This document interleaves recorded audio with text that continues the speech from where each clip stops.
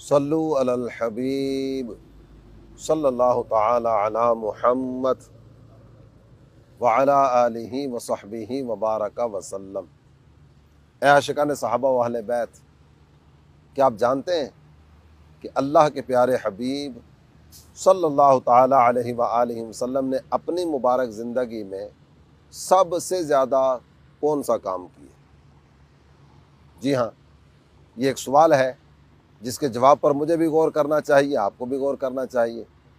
ہمارے آقا و مولا صلی اللہ تعالی علیہ وآلہ وسلم نے اپنی مبارک زندگی میں سب سے زیادہ اسلام کی دعوت اور نیکی کی دعوت کو عام کرنے کا کام کیا۔